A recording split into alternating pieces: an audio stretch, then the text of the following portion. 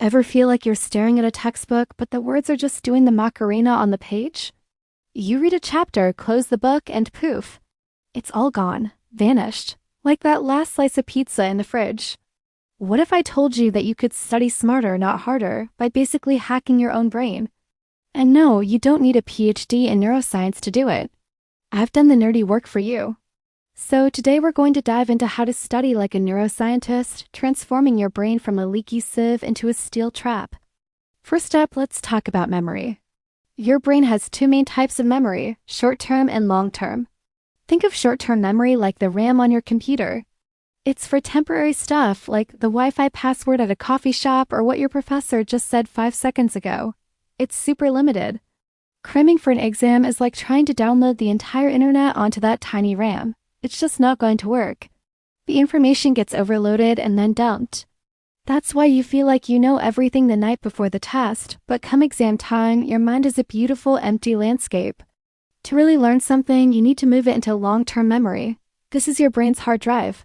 It's where you store important stuff like your name, how to ride a bike, and the lyrics to every Taylor Swift song ever. So how do we get information from the temporary RAM to the permanent hard drive? The secret is a process called consolidation, and sleep is its superstar employee. When you sleep, your brain is like a tiny librarian sorting through the day's information, deciding what's important, and neatly filing it away for later. Pulling an all-nighter is like firing that librarian right before finals week. It's a disaster. So my first neuro tip is non-negotiable. Prioritize your sleep. Aim for 7 to 9 hours. It's not being lazy. It's a strategic study move. Next, let's bust a huge myth. Reading your notes and highlighting everything is not studying. I know, I'm sorry. It feels productive, right? Your textbook looks like a beautiful rainbow. But neurologically, it's incredibly passive. Your brain sees the information and goes, oh yeah, I know this guy. But it doesn't actually force you to retrieve the information. It's like recognizing an actor in a movie but not being able to remember their name. To really cement information, you need to practice active recall. This means forcing your brain to pull information out of storage. How? Simple. Use flashcards. Not just staring at them, but truly testing yourself. Cover the answer and say it out loud, or try the Feynman technique. Grab a piece of paper and try to explain a concept in the simplest terms possible, as if you're teaching it to a 5-year-old. When you get stuck, that's where your knowledge gap is. Go back to your notes, figure it out, and then try explaining it again. This struggle, this effort to retrieve, is what builds strong neural pathways. It's like doing a bicep curl for your brain cells. Another powerful tool for memory is spaced repetition. Remember cramming? That's massed practice. Spaced repetition is the opposite. Instead of reviewing a topic for 5 hours straight on one day, you review it for 30 minutes today, then again in a day, then in a few days, then in a week. Each time you almost forget it and then force yourself to remember, the memory gets stronger. It's like telling your brain, hey, this thing?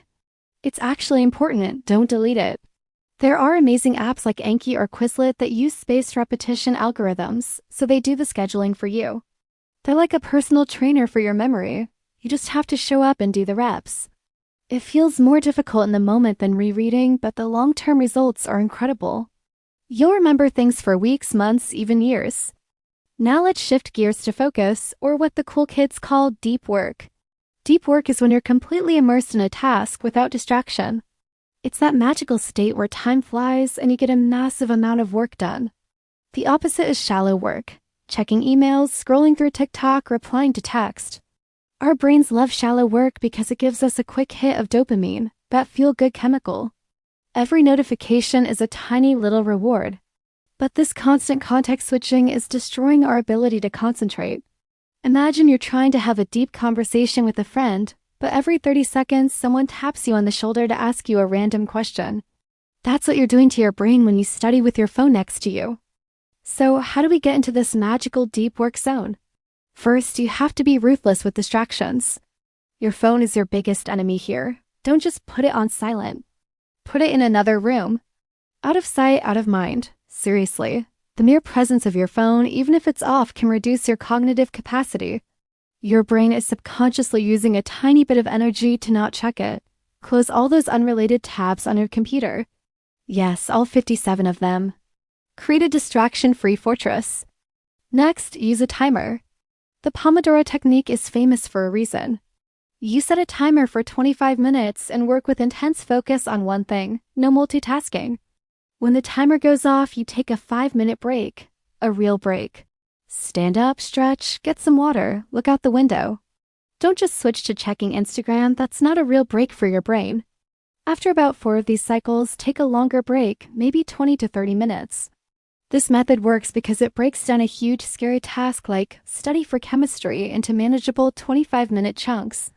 It respects your brain's natural limits for intense focus. It also trains your brain to know that focus time is finite and a break is coming, which makes it easier to resist distractions. Let's also talk about the environment.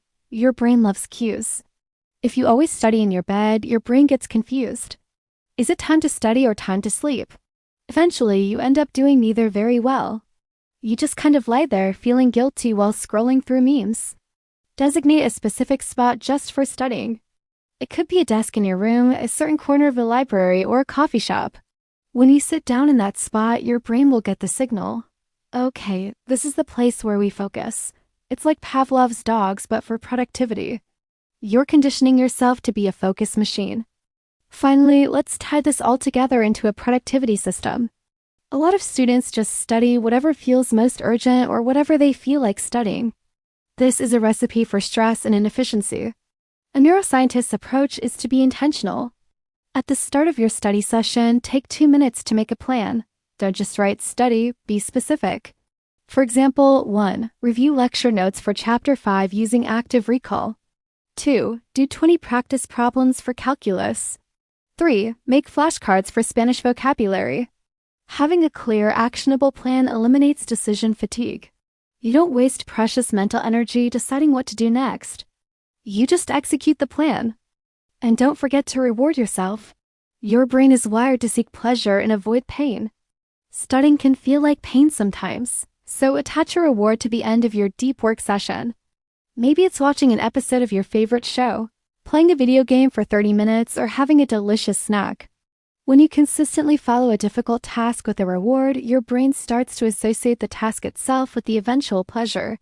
It's a little trick called habit formation. You're basically training your brain to enjoy or at least tolerate the process of studying. So let's recap the Neuroscientist study guide. First, honor your brain's biology by getting enough sleep to consolidate memories.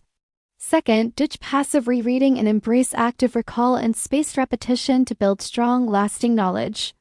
Third, create a fortress of focus to enable deep work, using techniques like the Pomodoro and dedicated study spaces. And finally, be intentional with your planning and reward your efforts to build sustainable habits. This isn't about having more willpower.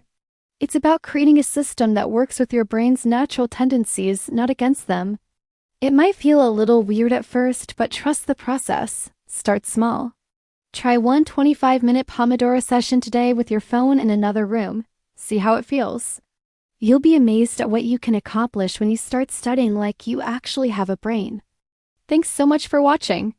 If you found these tips helpful, give this video a thumbs up and hit that subscribe button for more brain hacking content. Let me know in the comments which tip you're going to try first. Now go be the brilliant student I know you are. See you next time.